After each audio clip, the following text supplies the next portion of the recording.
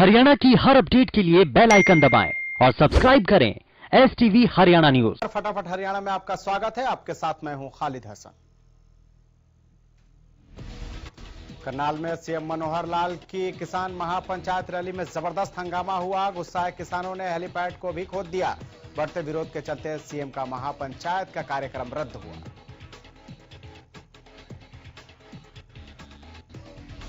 किसान महापंचायत रैली स्थल की तरफ बढ़ रहा है। किसानों पर वाटर कैनन का इस्तेमाल किया गया। रैली स्थल पर भारी संख्या में पुलिस बल भी तैनात रहा।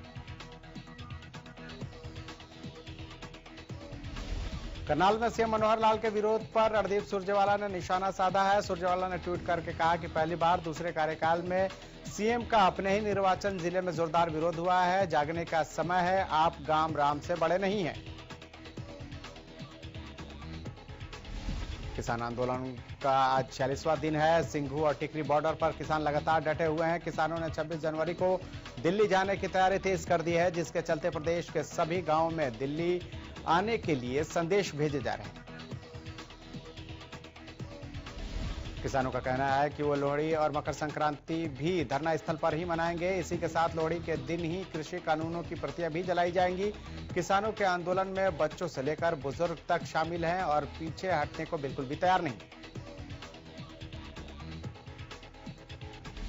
कृषि कानूनों के विरोध में किसानों ने एक बार फिर ट्रैक्टर मार्च निकाला। किसानों का कहना है कि 15 जनवरी की वार्ता में भी अगर कोई समाधान नहीं निकला तो 26 जनवरी को बड़े स्तर पर ट्रैक्टर मार्च निकाला जाएगा।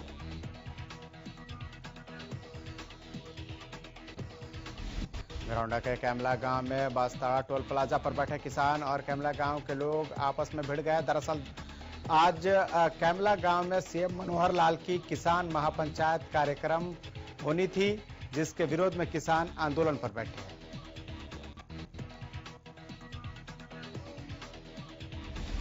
कैबिनेट मंत्री कौरपाल गुर्जर ने किसान आंदोलन पर बातचीत करते हुए कहा कि सबको अपनी बात कहने का अधिकार है। हम अपनी बात कह रहे हैं कि ये कानून किसानों के हित में है। अगर उनको लगता है कि कुछ गलत है तो आप अपनी बात करें।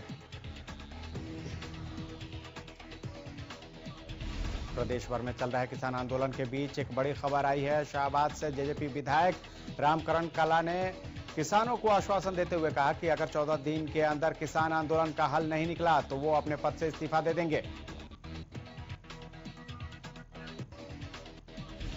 आपको बता दें कि विधायक रामकरण कला शाहबाद में कृषि कानून के विरोध में धरने पर बैठे किसानों के बीच पहुंचे थे। इस दौरान उन्होंने किसानों से आंदोलन खत्म करने की अपील करते हुए भरोसा दिया कि सरकार किसानों के साथ है और किसानों के हित में ही फैसले होंगे।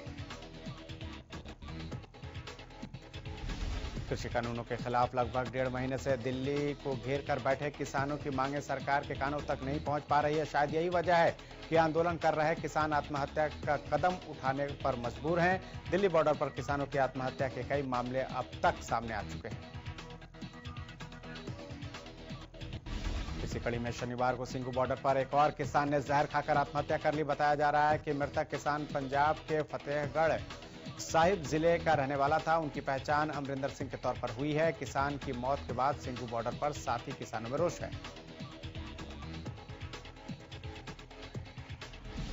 गौरतलब है कि जब से किसान आंदोलन शुरू हुआ है तब से अब तक 40 से ज्यादा किसानों की मौत हो चुकी है। कुछ किसानों ने आत्महत्या कर ली तो कई ऐसे किसान भी थे जिनकी आंदोलन के दौरान तबीयत खराब होने की वजह से मौत हो गई।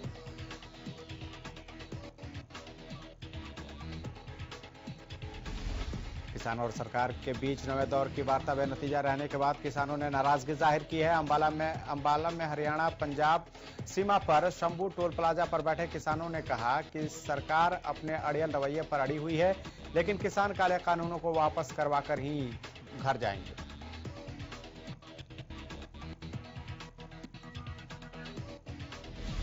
इसी कड़ी में किसानों ने आह्वान किया था कि इस कार्यक्रम के संयोजक और घरौंडा से बीजेपी के विधायक हरविंदर कल्याण के घर का भी किसान घेराव करेंगे। इस दौरान जब किसान कैमला गांव पहुंचे तो गांव के लोगों ने उन्हें आगे बढ़ने से रोक दिया। थोड़ी देर के लिए माहौल गर्म हो गया। किसान हर हाल में आगे बढ़ना चाहते थे, लेकिन लोगों ने आगे बढ़ने नहीं दिया।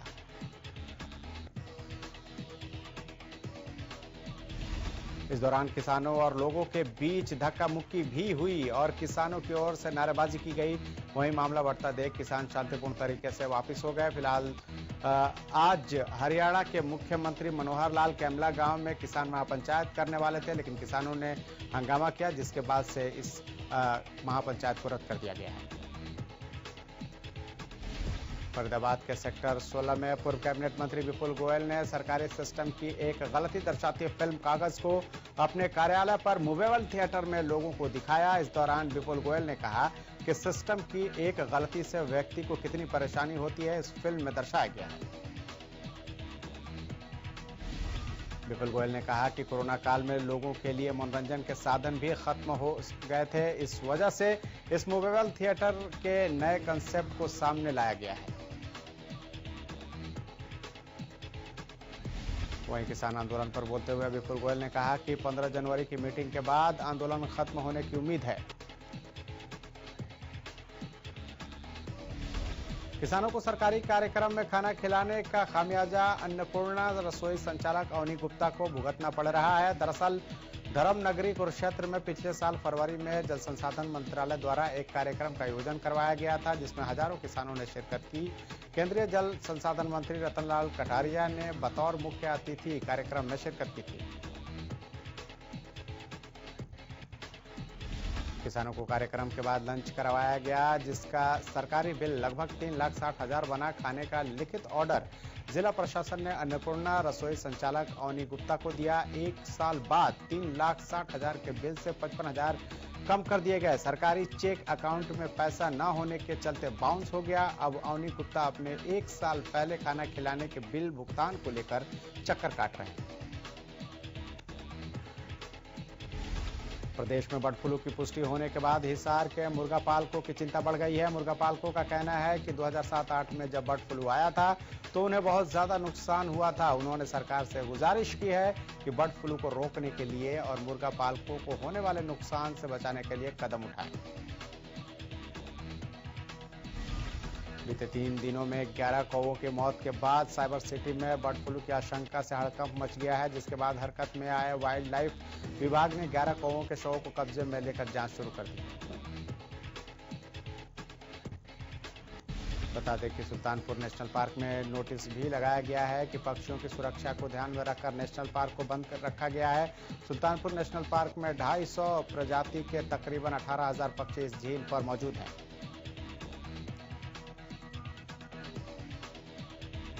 वहीं वाइल्ड लाइफ अधिकारी का कहना है कि सुल्तानपुर नेशनल प्रबंधन को ये आदेश जारी किए गए हैं कि तमाम पक्षियों पर झील में लगे सीसीटीवी कैमरे से पैनी नजर रखी जाए। उनकी हरकतों को नोटिस कर तुरंत विभाग को सूचित किया जाए।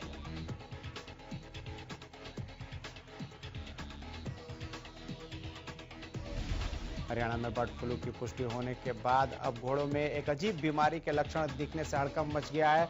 ताजा मामला अंबाला के नारायणगढ़ के इलाके का है, जहां पर 2 गांवों में घोड़ों के अंदर किसी रहस्यमयी बीमारी के चलते स्वास्थ्य विभाग की ओर से सैंपलिंग की गई है। गोहाना नगर परिषद में चेयरमैन का पद रिजर्व करवाने की मांग को लेकर गोहाना के वाल्मीकि आश्रम में पिछड़ा वर्ग और अनुसूचित जाति वर्ग समाज ने की एक मीटिंग।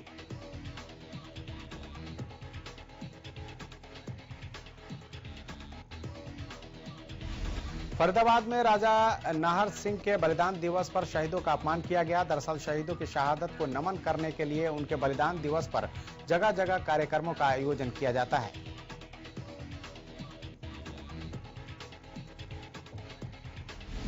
इसी कड़ी में शहीद राजा नाहर सिंह के बलिदान दिवस फरीदाबाद के सीही गांव में कार्यक्रम का आयोजन किया गया।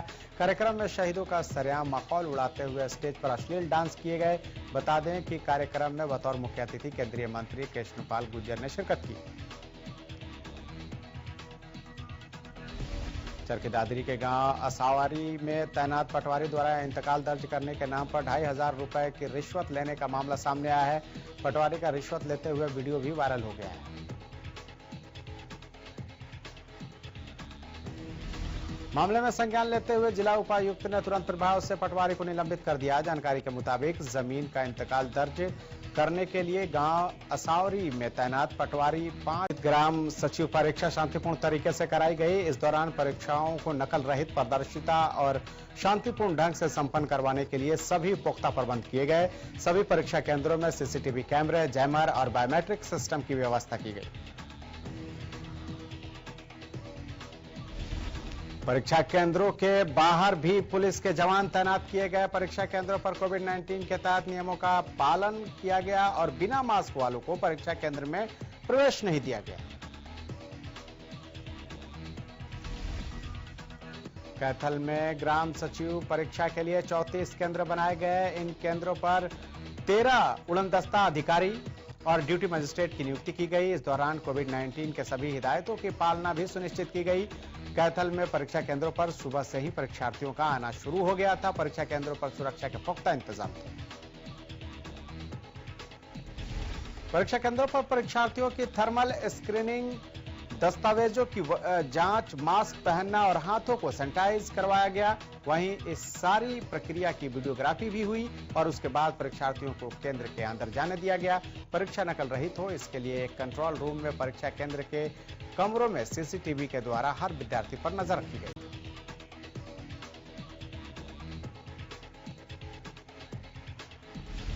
जिला बागवानी अधिकारी डॉक्टर अब्दुल रज्जाक ने बताया कि प्रदेश सरकार ने बागवानी फसलों को भी मुख्यमंत्री बागवानी बीमा योजना में कवर कर दिया है। अब बागवानी के अंतर्गत आने वाले 14 सब्जियों, 4 फलों और 2 मसालों के नुकसान पर भी किसानों को मुआवजा मिल सकेगा।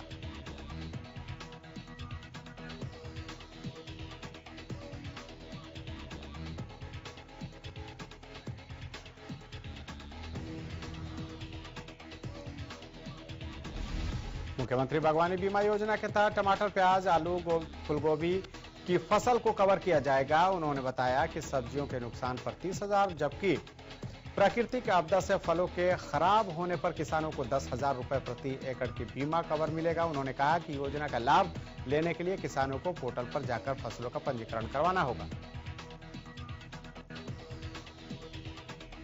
साइबर सिटी गुरुग्राम में हाई सिक्योरिटी नंबर प्लेट को लेकर लोगों की लंबी लाइनें देखने को मिल रही हैं। लोग सुबह से ही नंबर प्लेट के लिए लाइनों में लग जाते हैं। हालांकि नंबर प्लेट के लिए ऑनलाइन अप्लाई भी कर सकते हैं, लेकिन सर्वर डाउन होने के चलते लोगों को काफी जद्दोजहद करनी पड़ती है।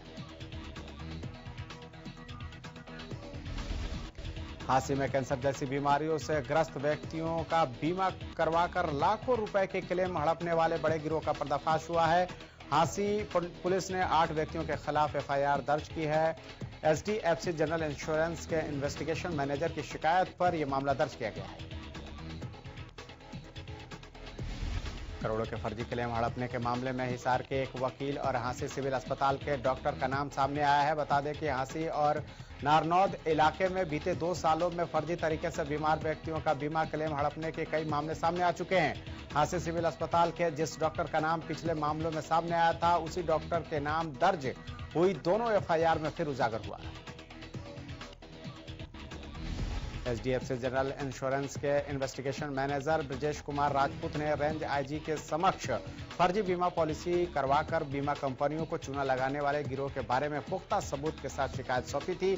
शिकायत में मैनेजर ने विस्तार से पूरे गिरोह के बारे में पुलिस को बताया है। पुलिस को दी शिकायत के अनुसार बीमा कंपनी ने पहले कई मामलों की खुद जांच की। जांच में करीब 23 बीमा पॉलिसी का क्लेम संदिग्ध मिला। इन पॉलिसी में करीब 21 करोड़ रुपए का क्लेम मांगा गया। इनमें से 2 पॉलिसी हांसी क्षेत्र की भी है।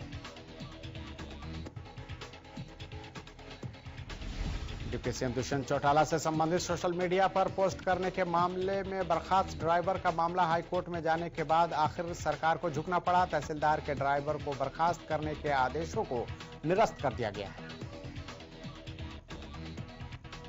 हांसी के एसडीएम ने पन्नालाल की सेवा बहाली के आदेश जारी कर दिए हैं। हाईकोर्ट में शुक्रवार को सुनवाई के दौरान सरकार ने ड्राइवर की बर्खास्तगी के आदेश वापस करने की जानकारी दी।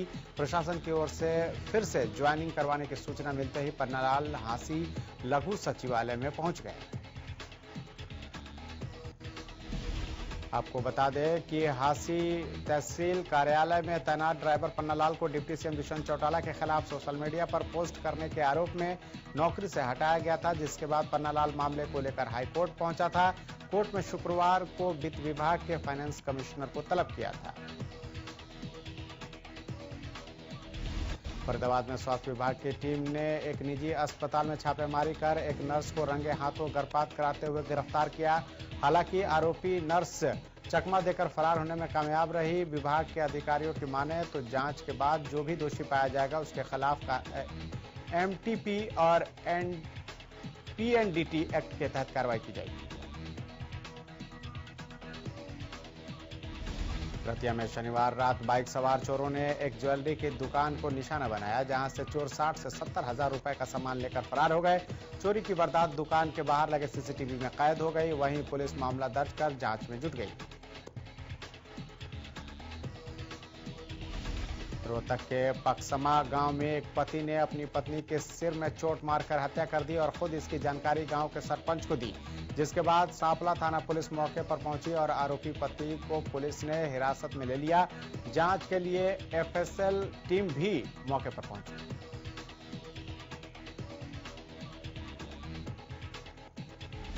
फिलहाल हत्या के कारणों का खुलासा नहीं हो पाया है। पुलिस ने शव को पोस्टमार्टम के लिए रोहतक पीजीआई भेज दिया है और जांच करने में जुट गई है।